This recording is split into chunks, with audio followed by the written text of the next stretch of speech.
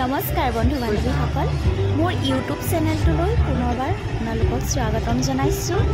পবিত্ৰ ভাদ মাহ উপলক্ষে আমি শ্ৰী শ্ৰী আঠখেলীয়া নামঘৰলৈ বুলি আহিছোঁ। ভগৱন্তৰ শ্ৰী চৰণৰ আশীষ বিচাৰি এয়া নামঘৰৰ অভিমুখে যাত্ৰা কৰিছোঁ। এয়া চাওকচোন নামঘৰৰ অতি সুন্দৰ দুয়োকাষে ইমান সুন্দৰ মনোমোহা পৰিৱেশ, গছ গছনিৰ সৈতে চাওকচোন।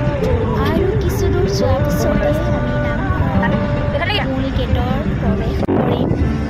এয়া আমি আহি আছোঁ।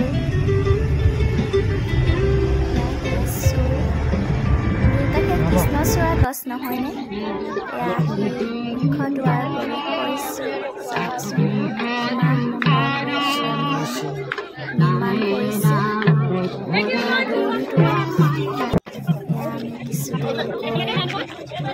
শৰাই বয় বস্তু ল'ম, যিহেতু আমি শৰাই দিবৰ কাৰণে আহিছোঁ। আৰু লগতে ধূপ চাকি তেল বন্তি চব ল'ব লাগিব। আমি দোকানত সোমাই কি লৈছোঁ চাওকচোন। বুট মগু, দোকানীসকল ব্যস্ত, যিহেতু ভাদ মাহ বহুত ভক্তৰ সমাগম। আমি বুট মগু শৰাই সামগ্ৰীসমূহ লৈ চাকি বন্তিৰ সৈতে নামঘৰৰ সন্মুখে আগবাঢ়িছোঁ। এয়া প্ৰৱেশ কৰিলোঁ ভিতৰলৈ বুলি। বহুত ভক্তৰ সমাগম, গণন ভক্ত।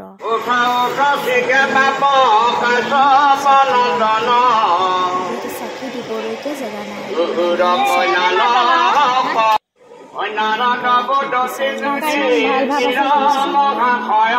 লৈছোঁ আৰু মন্ত্ৰী জ্বলাইছোঁ।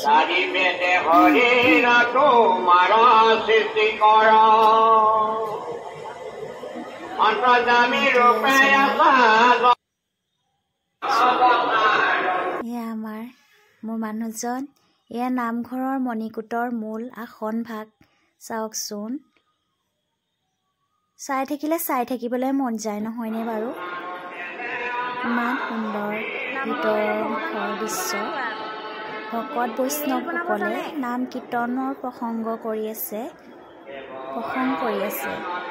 যিহেতু শৰাই চলি আছে।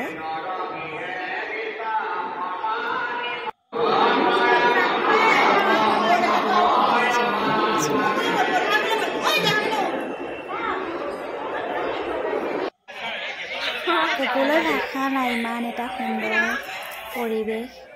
এয়া নামঘৰৰ কাষতে থকা পুখুৰী ভাগ। ধুনীয়া প্ৰণাম। আপোনালোকে যিসকলে আহিছে নামঘৰৰ চাৰিওফালৰ দৃশ্যটো উপভোগ কৰিছে নিশ্চয়। আৰু যিসকল অহা নাই শ্ৰী শ্ৰী আঠখেলীয়া নামঘৰলৈ বুলি এবাৰ আহক। গোলাঘাট ডিষ্ট্ৰিক্টতে আছে।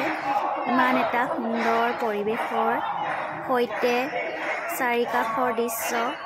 আৰু নামঘৰ বা ক'বলৈ মোৰ ভাষা নাই অহা যদি আপোনালোক এবাৰ আহক। বিশেষকৈ পবিত্ৰ ভাদ মাহত আহক, আৰু ভাল লাগিব। এয়া শৰাই দ্ৰব্য বস্তু জমা দিয়া স্থান এইফাললৈ যায়।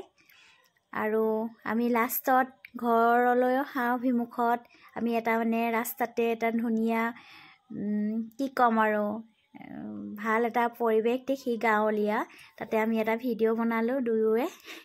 ভিডিঅ' বনাই মনৰ আনন্দৰ সৈতে উপভোগ কৰিছোঁ দুয়ো নিজকে আৰু।